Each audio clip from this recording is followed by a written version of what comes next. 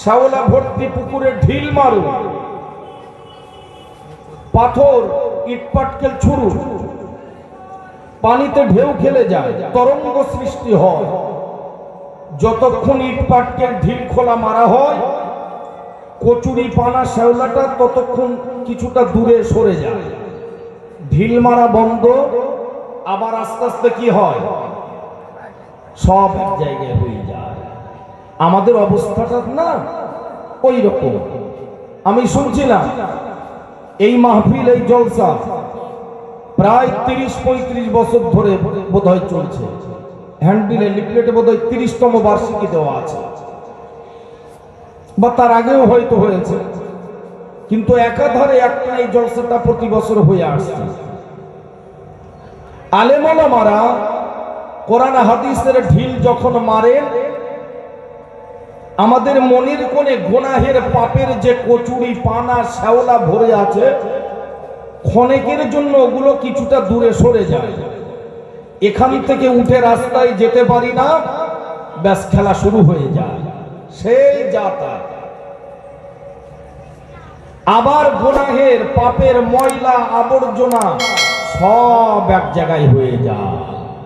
পরিবর্তন খুব বেশি লক্ষ্য করা যায় না।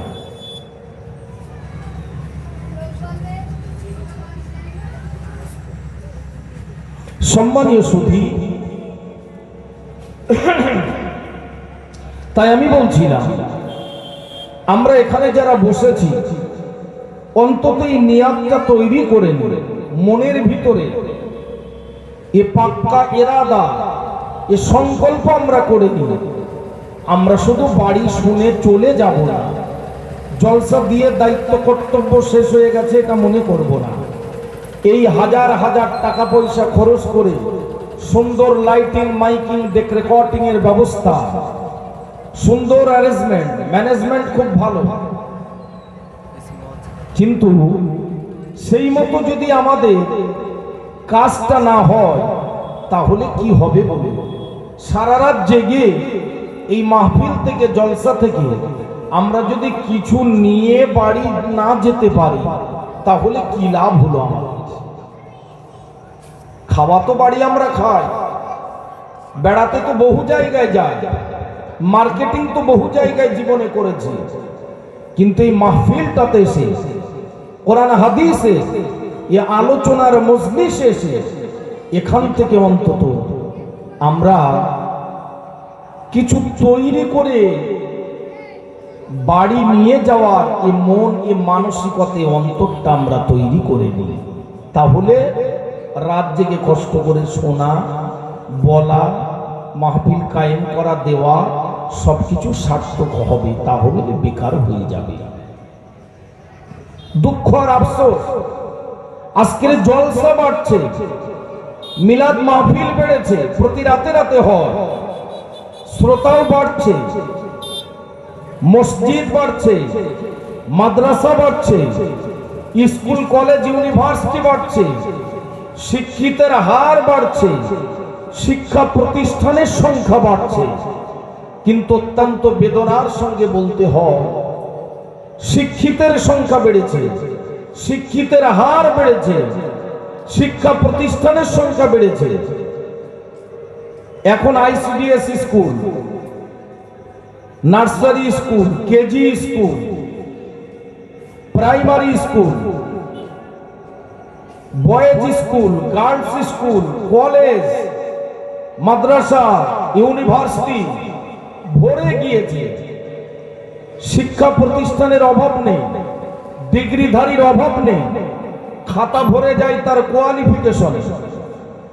আগে একটা মাধ্যমিক পাশ করা ছেলে মিল করা কষ্টকর হয়ে যেত, আর এখন মাধ্যমিক, উচ্চ মাধ্যমিক, BA, MA, MCom, MPhil, MSc করে সব বেকারত্বের জ্বালা নিয়ে ঘুরে বেড়াচ্ছে। শিক্ষিতের হার বেড়েছে, শিক্ষা প্রতিষ্ঠানের সংখ্যা বেড়েছে, কিন্তু ব্যথার কথা, বেদনার কথা, প্রকৃত ন্যায়বান, নীতিবান, চরিত্রবান, আদর্শবান, প্রকৃত মানুষের সংখ্যা কিন্তু বাড়ছে না।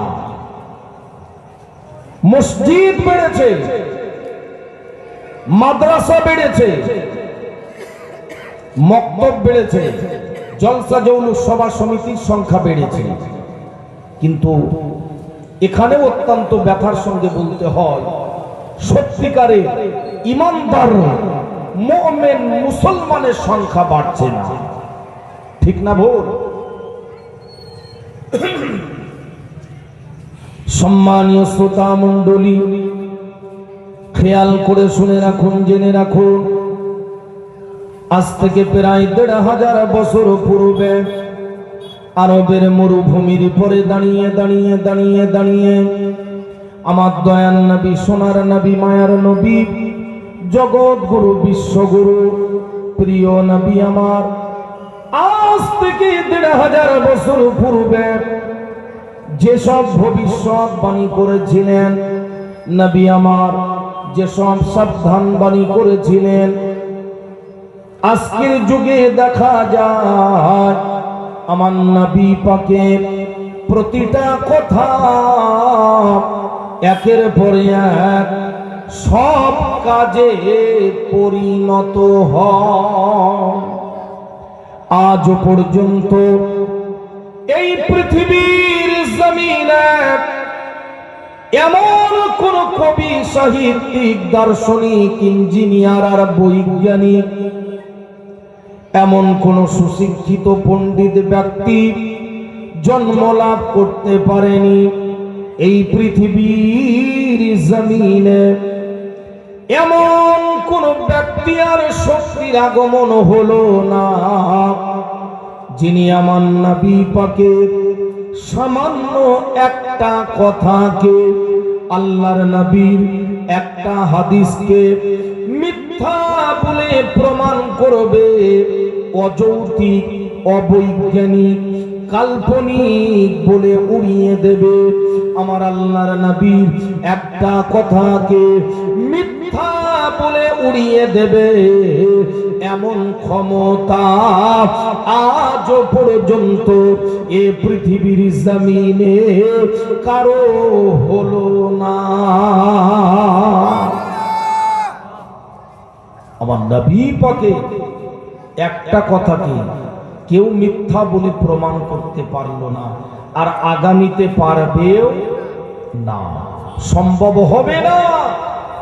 বরং নবী আমার আজ থেকে প্রায় ১৫০০ বছর পূর্বে যা যা বলেছিলেন, আজকের যুগে দেখা যায় আমার নবী পাকে প্রতিটা কথা সব প্র্যাকটিক্যাল ফিল্ডে ফুটে উঠছে, সব বাস্তবে রূপ লাভ করছে। সেই নবী আমার বললেন, ও আমার ঘরের জোয়ান যুবকেরা, তরুণেরা, ও আধুনিক ছাত্র যুব সম্প্রদায়, ও আমার শিক্ষিত বন্ধুরা, খেয়াল করে শুনে রাখুন, জেনে রাখুন, আমার নবী পাক আজ থেকে ১৫০০ বছর পূর্বে তাই এরকম একটা ভবিষ্যৎবাণী করেছিলেন। নবী আমার বললেন, আখেরি জামানায়, শেষ জামানায় মসজিদের সংখ্যা বেড়ে যাবে, মসজিদগুলো সব সুন্দর চাকচিক্যময় হবে, সৌন্দর্যমণ্ডিত হবে, শান সংখ্যাপূর্ণ হবে, দেখলে নয়ন জুড়িয়ে যাবে, চোখ ঠান্ডা হয়ে যাবে, মসজিদগুলো এত সুন্দর হবে। নবী আমার ১ নম্বরে বললেন মসজিদের সংখ্যা বেড়ে যাবে। ২ নম্বরে নবী আমার বললেন মসজিদগুলো সুন্দর চাকচিক্যময় হবে, মসজিদের শান শওকাত বেড়ে যাবে। ৩ নম্বরে নবী আমার বললেন নামাজি মুসল্লির সংখ্যাও বৃদ্ধি পাবে, এত ব্যাপক হারে নামাজির সংখ্যা, মুসল্লির সংখ্যা বেড়ে যাবে, মসজিদে জায়গার সংকুলান হবে না, জায়গা ধরবে না, নামাজির সংখ্যা বেড়ে যাবে।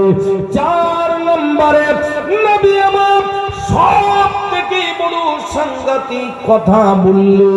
ও সম্মানীয় ভাই ও বাবাজিরা, ও আমার জোয়ান যুবকেরা, তরুণেরা, ও মা বোনেরা, খেয়াল করে শুনে রাখুন, জেনে রাখুন, আমার দয়ার নবী, প্রিয় নবী, বিশ্ব নবী আমার বললে, এক নম্বরে মসজিদের সংখ্যা বেড়ে যাবে, দুই নম্বরে বললে মসজিদ গুলো বড় সুন্দর চাকচিক্যময় হবে, তিন নম্বরে নবী আমার বললে নামাজি মুসল্লির সংখ্যা বেড়ে যাবে, চার নম্বরে নবী আমার বললে তারা নামাজ পড়বে বটে, নামাজ পড়ে পড়ে পড়ে পড়ে কপালে তাদের কালো দাগ পড়ে যাবে, কপালে কালো দাগ হয়ে যাবে, হ্যাঁ টুপুর হয়ে হয়ে রুকু সাজদা করে করে মাজাগুলো তাদের কুঁজো হয়ে যাবে, তারা নামাজ পড়বে বটে, কিন্তু না না না না, তাদের ভিতরে ঈমান বলে কি জিনিস আর থাকবে না।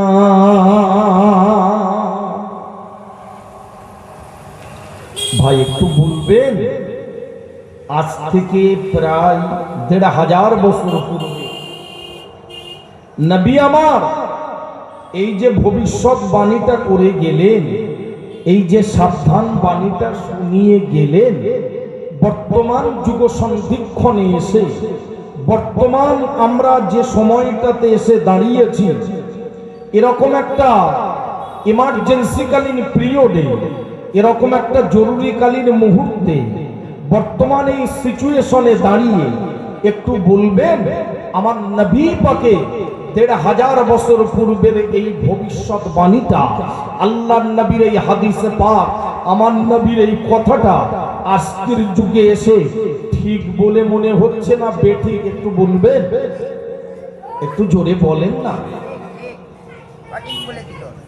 সঠিক। সম্মানীয় শ্রোতা মণ্ডলী, খেয়াল করে দেখুন, আজকের সত্যি তো মসজিদের অভাব নাই, পাড়ায় পাড়ায় মসজিদ, গ্রামে গঞ্জে শহরে নগরে সর্বত্র মসজিদ। গ্রামে আগে একটা মসজিদ ছিল, এখন দুটো, তিনটে, চারটে, একাধিক মসজিদ তৈরি হয়ে গিয়েছে। একতলা মসজিদ, দুতলা, তিনতলা, চারতলা বিশিষ্ট হয়ে গিয়েছে। একটু আওয়াজ দিয়ে বলুন, আগের তুলনায় মসজিদের সংখ্যা কমে গিয়েছে না বেড়ে গিয়েছে? বেড়ে গিয়েছে। নবী আমার এক নম্বরে তাই বললেন মসজিদের সংখ্যা বেড়ে যাবে। দু নম্বরে নবী আমার বলেন মসজিদ গুলো বড় সুন্দর হবে, চাকচিক্যময় হবে, শান-শৌকতপূর্ণ হবে। ও জওয়ান যুবকেরা, তরুণেরা, ও আমার সম্মানীয় ভাইয়েরা, একটু আওয়াজ দিয়ে বলবেন, আমার আপনার এলাকায় যত মসজিদ রয়েছে, এ পর্যন্ত জীবনে আমরা যত আল্লাহর ঘর মসজিদ দেখেছি, এই মসজিদ গুলো সব আগের তুলনায় আরো সৌন্দর্যমণ্ডিত, আরো সুন্দর, আরো কারুকার্য খচিত। এই মসজিদ গুলো সব আগের তুলনায় আরো ভালো, আরো সুন্দর, চাকচিক্যময় হয়েছে না খারাপ হয়েছে বলুন? আগের তুলনায় ভালো হয়নি, ভালো হয়েছে। মসজিদ সুন্দর হয়েছে, মসজিদ ভালো হয়েছে, কিন্তু একটা জায়গায় মুশকিল হয়েছে। আলহামদুলিল্লাহ, মসজিদ এখন আর কোথাও খারাপ নেই, খুব ভালো। নিচেই মার্বেল বসানো, সাইডে টাইলস লাগানো, খুব সুন্দর রং টং করা, কারুকার্য খচিত, বিরাট ডিজাইন, বিরাট নকশা, বিরাট মিনার, বিরাট সুন্দর গম্বুজ। মসজিদ সুন্দর হয়েছে, কিন্তু আমাদের ঈমান, আমাদের আমল, আমাদের আখলাক, আমাদের চরিত্রটা সুন্দর হচ্ছে না। আগে মসজিদ ছিল কাঁচা, মানুষের ঈমান ছিল পাকা। আর এখন মসজিদ হয়েছে পাকা, ঈমান হয়ে যাচ্ছে, জোরে বলে, ঈমান পাকা হচ্ছে না কাঁচা? কাঁচা হয়ে যাচ্ছে। আমরা বিরাট বুদ্ধিমান, বিরাট চতুর চালাক, আমরা বিরাট বুঝি, ডিজিটাল যুগের মানুষ আমরা, উন্নত যুগের মানুষ আমরা, বিজ্ঞানের বিরাট ডেভেলপ হয়েছে, বিশ্বটাকে আজকে হাতের মুঠোয় আনা হয়েছে। আজ মানুষ মঙ্গল গ্রহে পাড়ি দিচ্ছে, আজ মানুষ চাঁদে অভিযান চালাচ্ছে, মহাকাশে পাড়ি দিচ্ছে। মসজিদের সংখ্যা বেড়েছে, মসজিদ সুন্দর হয়েছে, কিন্তু আফসোস, বেদনার কথা, চরম এই উন্নতির যুগে এসেও আমরা এত ডিগ্রিধারী, এত কোয়ালিফিকেশনের অধিকারী, এত শিক্ষিত হয়েও আমাদের ঈমানটাকে পাকা, মজবুত, শক্তপোক্ত, কংক্রিট আমরা বানাতে পারছি না, করতে পারছি না। ঈমান হয়ে যাচ্ছে কাঁচা, মসজিদ হয়ে যাচ্ছে পাকা। আগে মসজিদে ছিল খালি হাত পাখা, এখন হয়েছে ইলেকট্রিক ফ্যান। ওতেও আর সাসার ঈমানের পাওয়ার, ভোল্টেজ এত বাড়া বেরিয়ে গেছে, সে কারেন্টের পাখায় আর ঠান্ডা হচ্ছে না। এখন আবার মসজিদে মসজিদে অনেক জায়গায় দেখবেন এয়ার কন্ডিশন লাগাতে হচ্ছে, এসি লাগাচ্ছে, ঠিক না ভুল? মসজিদ বিরাট কায়দার হচ্ছে, ভালো হচ্ছে, ঈমান ভালো হচ্ছে না, ঈমান পাকা হচ্ছে না, আদর্শ আমল আখলাকটা ভালো হচ্ছে না। সম্মানীয় শ্রোতা মণ্ডলী, নবী আমার তাই বললেন, মসজিদের সংখ্যা বেড়ে যাবে, মসজিদ গুলো বড় সুন্দর চাকচিক্যময় হবে, দেখলে নয়ন জুড়িয়ে যাবে, চোখ ঠান্ডা হয়ে যাবে। সত্যি তো তাই, মসজিদ গুলো বড় দৃষ্টিধারী, মসজিদ গুলো বড় সুন্দর হয়েছে। 3 নম্বরে নবী আমার বললেন, নামাজির সংখ্যা বেড়ে যাবে, নামাজি মুসল্লির সংখ্যা বৃদ্ধি পাবে, মসজিদে জায়গার সংকুলন হবে না, জায়গার ধরবে না, মসজিদের ধারণ ক্ষমতার বাইরে চলে যাবে মুসল্লির উপস্থিতি। তবে এখানে অত্যন্ত আর একটা বেদনার কথা, মুসল্লি যদিও বাড়ে, বৃদ্ধি পায় বটে, ওয়াক্তিয়া নামাজে নয়, ওয়াক্তিয়া নামাজে মসজিদ ভর্তি হয় না, মসজিদের কাতারগুলো খালি পড়ে রয়, ওদিকে মার্কেট ভর্তি হয়ে যায়, মার্কেটে বাজারে জায়গা ধরে না, মেলায় জায়গার সংকুলন হয় না, রাস্তাঘাটে মানুষের আনাগোনা লক্ষ্য করা যায়, ওদিকে মসজিদটা খালি পড়ে রয়। 5 ওয়াক্ত নামাজে মসজিদ পরিপূর্ণ হয় না, নামাজিতে মসজিদটা ভরে যায় না। তবে জুমার দিন, শুক্রবারের দিন আবার মসজিদে জায়গা দেওয়া যায় না, সারা সপ্তাহ দেখা নেই, সাক্ষাৎ নেই, হঠাৎ জুমার দিন মানুষের আনাগোনা, মসজিদ নামাজিতে মুসল্লিতে ভরে যায়। সারা বছর নামাজ নেই, রোজা নেই, ভালো মন্দ বিচার করার ক্ষমতা নেই, ন্যায় অন্যায়ের পার্থক্য নির্ণয় করার কোনো মানসিকতা নেই, হারাম হালালের কোনো বাদ বিচার নেই, সারাটা বছর তার দেখা নেই, সাক্ষাৎ নেই, নামাজ রোজা নেই, আল্লাহ পরকালের চিন্তা নেই। মুসলমানের ঘরের সন্তান হঠাৎ 27 রোজার রাত, 27 কদরের রাত, লাইলাতুল কদরে মসজিদে ভিড় জমিয়েছে, মসজিদের ভিতর বাইরে বারান্দা চাতোয়াল ছাদের উপর সব ভরে যায়।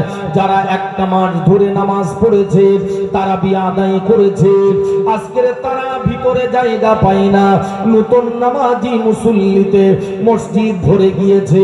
27 কদরের রাত, 27 রোজার রাত, ও রাতে মসজিদ ভরে যায়, শবে বারাতের রাতে মসজিদ ভরে যায়, আবার একটা বছর মসজিদ ফাঁকা থেকে যায়, ঠিক না বউ?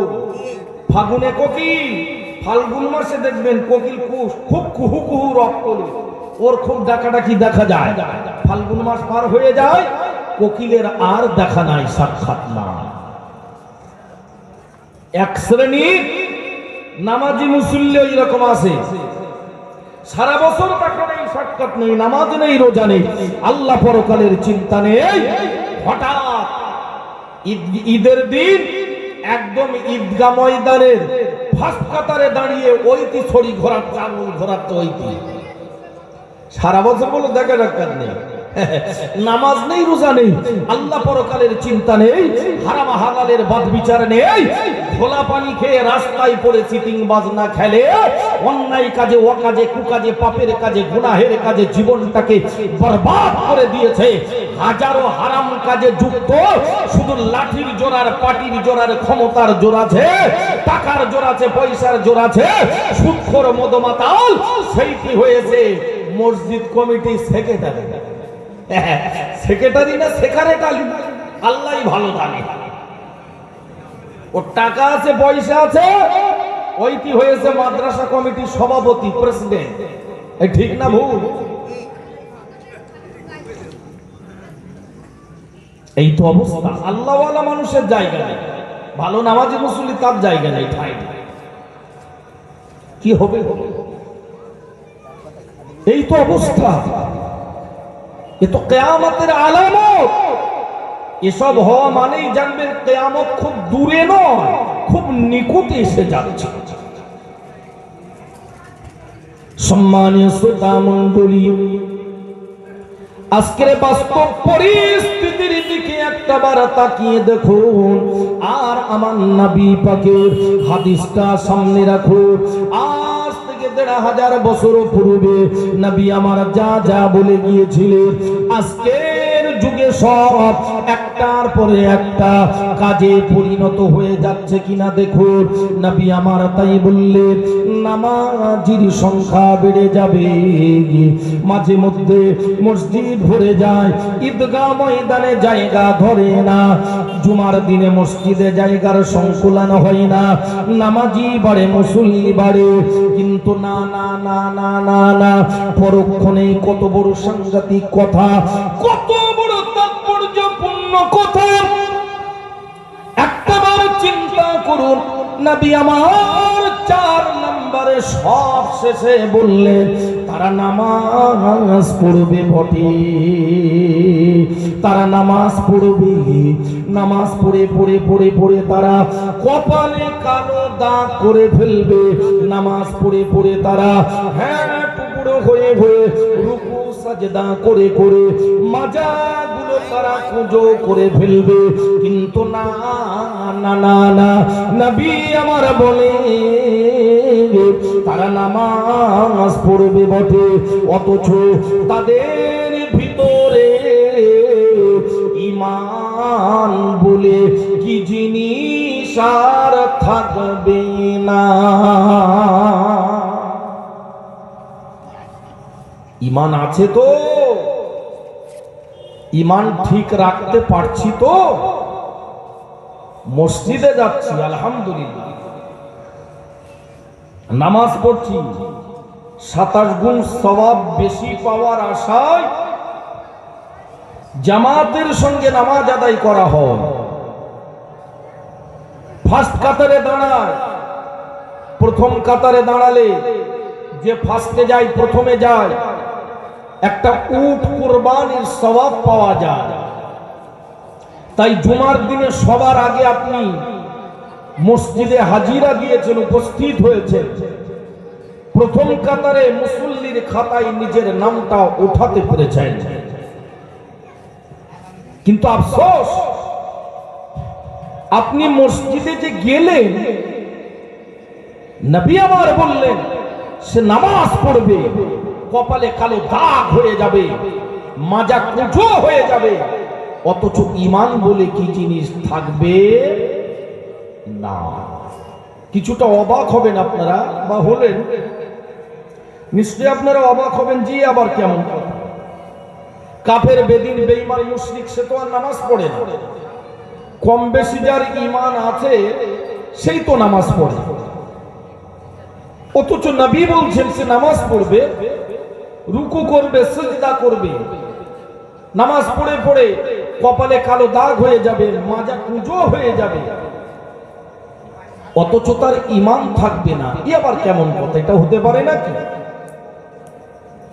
আপনার কাছে এটা অবাস্তব, অযৌক্তিক, কাল্পনিক বলে মনে হতে পারে, কিন্তু আসুন আমার নবী পাকের হাদিসটা নিয়ে আমরা একটু টালি করি, একটু যাচাই বাছাই করি। আল্লাহর নবীর হাদিসটা সামনে রেখে আমরা আমাদের জীবন খাতার পাতায় একটু তদন্ত করে দেখি, আমরা একটু সমীক্ষা চালাই যে আল্লাহর নবীর হাদিসের সত্যতা আমাদের সামনে দিবালোকের ন্যায় স্পষ্ট হয়ে যায় কিনা। নবী আবার বললেন তারা নামাজ পড়বে কিন্তু ঈমান বলে কি জিনিস থাকবে না। কত বড় সাংঘাতিক কথা ভেবেছেন একটাবার? যারা নামাজ পড়েন তাই বলে আমি তাদের বেঈমান কাফির বলছি না, ঈমান নেই এ কথা বলছি না, কিন্তু যে ঈমান আছে না ও ঈমান থেকেও আর কোনো লাভ হয় না। আপনি এই জলসার শেষে আমাকে বললেন, ভাই মাওলানা সাহেব একটা কথা একটু শুনবেন।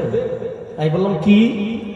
আমার আব্বাজান খুব অসুস্থ, কঠিন ব্যাধিতে আক্রান্ত, ঘর বড় হয়ে আছেন, যেখানে খাওয়া সেখানেই শোয়া, সেখানেই পেশাব পায়খানা, প্যারালাইসিস হয়ে গিয়েছে, দীর্ঘদিন ঘর বড় হয়ে আছে।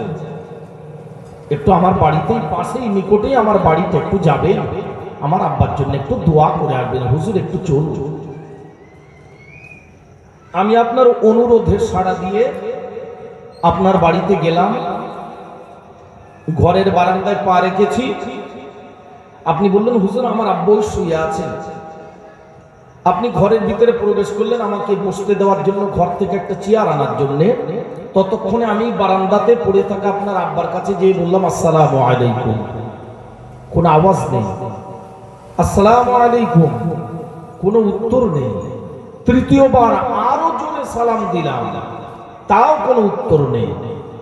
ওনার মুখের দিকে তাকিয়ে আমি হাতটা বাড়িয়ে দিলাম একটু মুসাফা করার জন্য, তবুও কোনো সাড়া নেই, উনি হাত বাড়াচ্ছেন না। এমন সময় আপনি ঘর থেকে বাইরে এসে হাজির।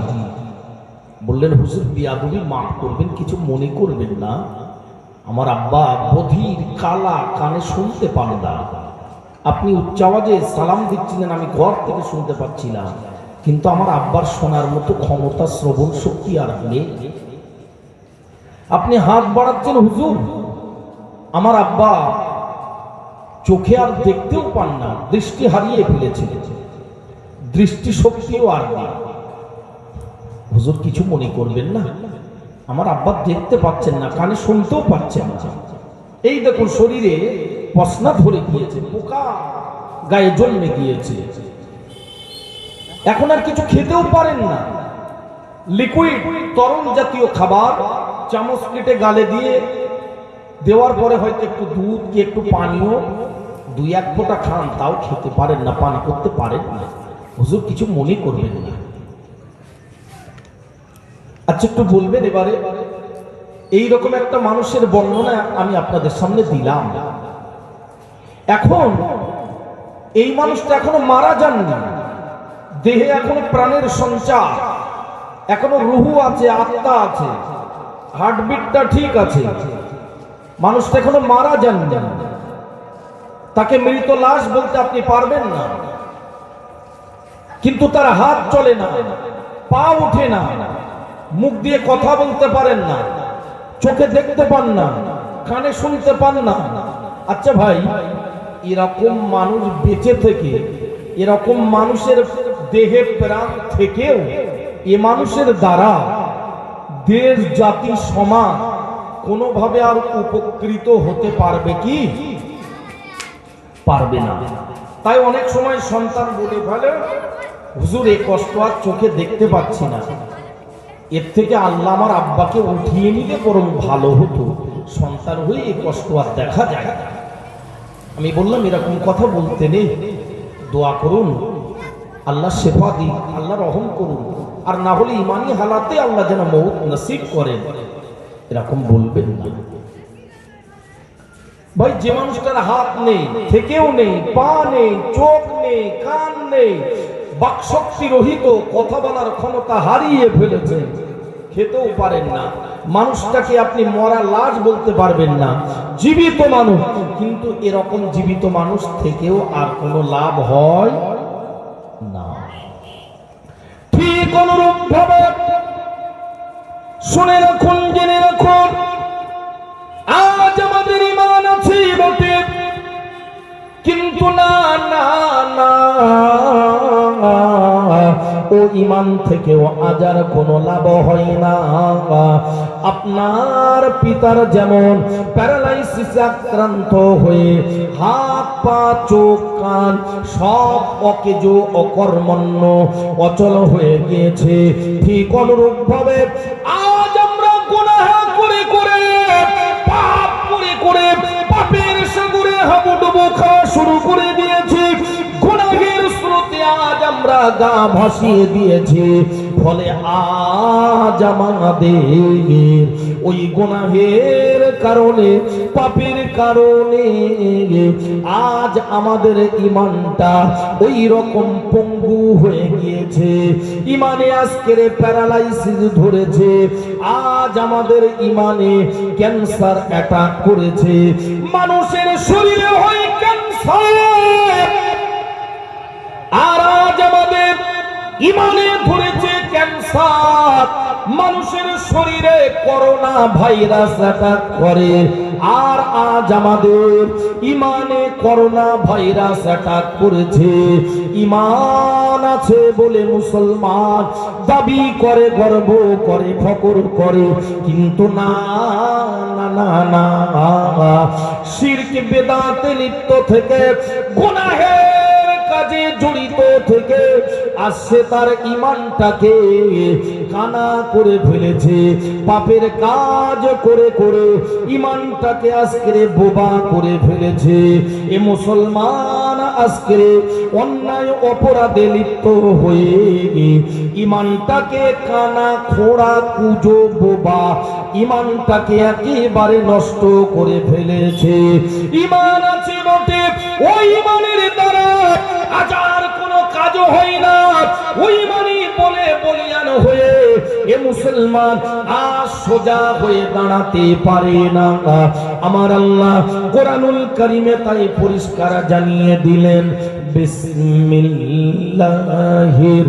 রহমানির রহিম।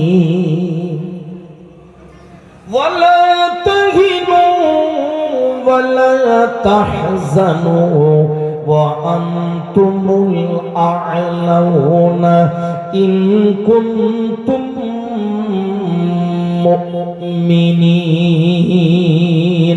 আমার আল্লাহ বলেন, তোমরা লাঞ্ছিত হবে না, বঞ্চিত হবে না, হেয় প্রতিপন্ন হবে না।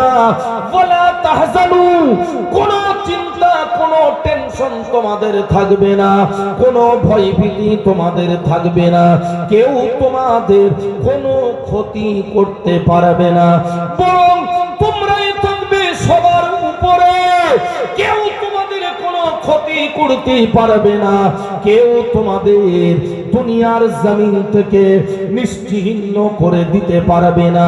পৃথিবীর মানচিত্র থেকে তোমাদের অস্তিত্বকে খতম করে দেওয়ার মতো এই হিম্মতে পাওয়ার, এ সাহস এ পৃথিবীর জমিনে কারো হবে না। তবে শর্ত হলো একটা, ইন কুনতুম মুমিনিন।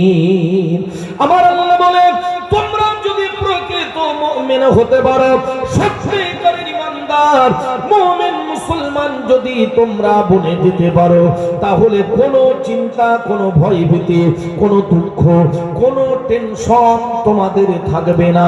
ক্ষণিকের বিপদ যদিও তোমাদের সামনে আসবে, কিন্তু সত্যপন্থী যারা হবে, মর্দে মুজাহিদ, সত্যের সৈনিক যারা হবে, আল্লাহর পথের পথিক যারা হবে, আল্লাহর মাহবুব, আল্লাহর প্রিয় বান্দা বান্দি যারা হতে পারবে, ক্ষণিকের জন্য তাদের সামনে ঝড় ঝঞ্ঝা, বিপদ আপদ মুসিবত যদিও আসবে, কিন্তু না না না না, ওই আল্লাহওয়ালা সব মানুষ যারা হবে, তাদের মুখে চোখের ফুৎকারে ও বিপদ আপদ বালা মুসিবত ষড়যন্ত্রকারীদের হাজারো চক্রান্ত সব দূরে হটে যাবে। ও সম্মানীয় শ্রোতা মণ্ডলী, শুনলে আপনি বড় অবাক হবেন। মদিনা শরীফে এক সময় ভূকম্প আরম্ভ হয়ে গেল।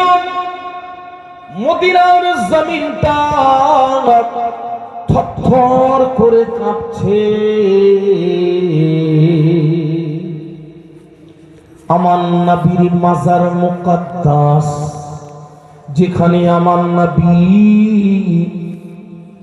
প্রিয় নবী শুয়ে আছেন, আমার নবী পাকের মাজার শরীফটাও কাঁপছে। গোটা মদিনাতে ভূকম্পন শুরু হয়ে গিয়েছে। ভূমিকম্পের কারণে গোটা মদিনার মাটি কাঁপছে থরথর করে।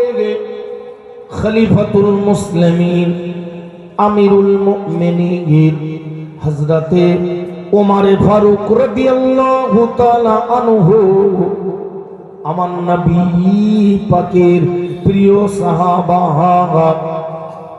নবী আমার যার সাথে বলেছিলেন, আমি নবী, আমার পরে আর কেউ নবী হবে না, তবে আমার পরে যদি আল্লাহ কাউকে নবী করে পাঠাতে, আমার প্রিয় ওমরকে আল্লাহ নবী করে পাঠাতে।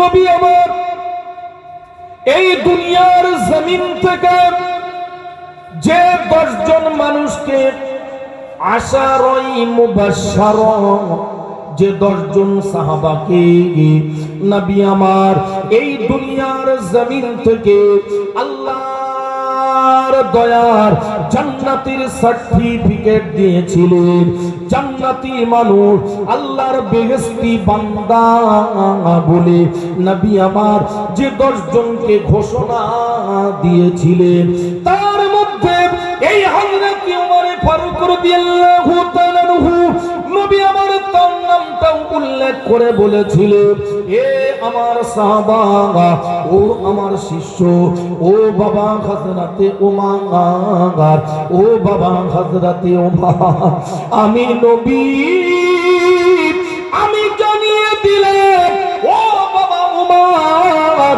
তুমি হলে বেশক অবশ্য অবশ্য আল্লাহর জান্নাতি। নবী আমার হযরত ওমর রাদিয়াল্লাহু তাআলা আনহুকে বেহেশতি মানুষ বলে এই দুনিয়ার জমিন থেকে সুসংবাদ দিয়েছিলেন। সেই ওমর ফারুক রাদিয়াল্লাহু তাআলা আনহুর জামানা চলছে, তার পিরিয়ড কাল, সেই পিরিয়ডে দেখা গেল ভূমিকম্প আরম্ভ হয়ে গিয়েছে, মদিনার মাটি কাঁপছে। আর হযরত ওমর ফারুক রাদিয়াল্লাহু তাআলা আনহু ঘরের ভিতর থেকে বার হয়ে এসে হাতে একটা লাঠি নিয়ে, একটা লাঠি হাতে নিয়ে হযরত উমর ইবনুল খাত্তাব রাদিয়াল্লাহু তাআলা আনহু ঘরের বাইরে বেরিয়ে এসে মদিনার জমিনে, মদিনার মাটিতে লাঠির আঘাত করে, লাঠিটা টাচ করে সাবধান করে দিয়ে ওই সময়ে বলেছিলেন, ও ভূমিকম্প, হে ভূমিকম্প, তুমি শুনে রাখো, জেনে রাখো, তুমি কি জানো না, তোমার কি লজ্জা হয় না, তোমার কি শরম হয় না, তুমি কি জানো না এই মদিনার মাটিতে, এই মদিনার জমিনে শুয়ে আছে আমার দয়ার নবী, সোনার নবী, মায়ার নবী, প্রিয় নবী আমার এই মদিনার মাটিতে শুয়ে আছেন, তুমি কি জানো না হে ভূকম্প, তুমি বন্ধ হয়ে যাও।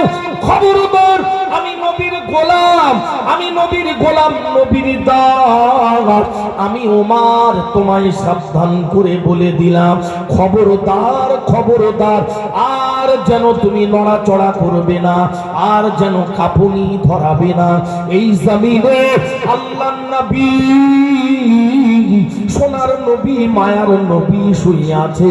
হে ভূমিকম্প, তুমি আমার নবীর ইজ্জত সম্মানের খাতিরে বন্ধ হয়ে যাও। এ কথা মুখ থেকে বার হতে দেরি মদিনার মাটি কাঁপা, ভূমিকম্প বন্ধ হয়ে যেতে বিন্দু মাত্র দেরি হয় না।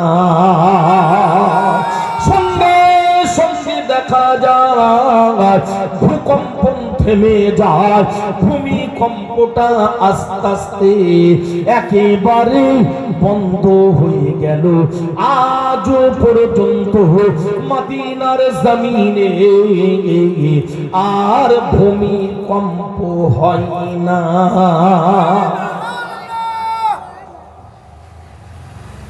আল্লাহু আকবার। যারা আল্লাহ সত্যপন্থী যারা হয়, আল্লাহর প্রিয় যারা হয়, আল্লাহর মাহবুব যারা হয়, তাদের মুখের ফুৎকারে, তাদের মুখের একটা কথা, তাদের আওয়াজে ও পারমাণবিক বোমা, ওই একে 47 গুলি, মনে রাখবেন, ও মারণাস্ত্র, আগ্নেয়াস্ত্র ও ক্ষেপণাস্ত্রের হামলা, পারমাণবিক বোমার হামলা, মানুষের হাজারো পাওয়ার শক্তি সব কিছু বৃথায় পর্যবসিত হয়, সব কিছু ব্যর্থ হয়ে যায়, সব কিছু স্তব্ধ হয়ে যায়, সব কিছু বন্ধ হয়ে যায়। তাদের মুখের কথায়, তাদের ফুৎকারে, তাদের মুখের আওয়াজে ও ভূমিকম্প থেমে যায়। ঘূর্ণিঝড়, সাইক্লোন, টর্নেডো, সুনামি, আইলা আর আমফান, যাই বলেন না কেন, সব কিছু থেমে যায়, বন্ধ হয়ে যায় তাদের মুখের কথায়। তাদের জবানে, যারা জবানটাকে হিফাজত করতে পেরেছেন, পাক পবিত্র রাখতে পেরেছেন, এই কলবটাকে, এই অন্তরটাকে যারা পরিষ্কার পরিচ্ছন্ন রাখতে পেরেছেন, আমার আল্লাহ রাব্বুল আলামিন তাদের এই স্পেশাল পাওয়ার, এই মিরাকেল, আল্লাহ এই অলৌকিক কার্য ঘটানোর মতো, এই অসাধ্য সাধন করার মতো স্পেশাল একটা পাওয়ার, স্পেশাল ক্ষমতা আমার আল্লাহ রাব্বুল আলামিন তাদের ভিতরে দান করে। সম্মানীয় সুধী, আপনি আরো শুনলে অবাক হবেন। একবার দেখা গেল প্রচন্ড বেগে ঘূর্ণিঝড় সাইক্লোন আরম্ভ হয়ে গিয়েছে। উমরে ফারুক রাদিয়াল্লাহু তাআলা আনহু মদিনার মসজিদে নামাজ আদায় করছিলেন। দ্রুত গতিতে ঘূর্ণিঝড় ধেয়ে আসছে, প্রচন্ড আওয়াজ ভেসে আসে, ভয়ঙ্কর এক আওয়াজ, কঠিন আওয়াজ, ভয়ঙ্কর কাঁপুনি ধরানো আওয়াজ। ঘূর্ণিঝড় সাইক্লোন শুরু হয়ে গিয়েছে।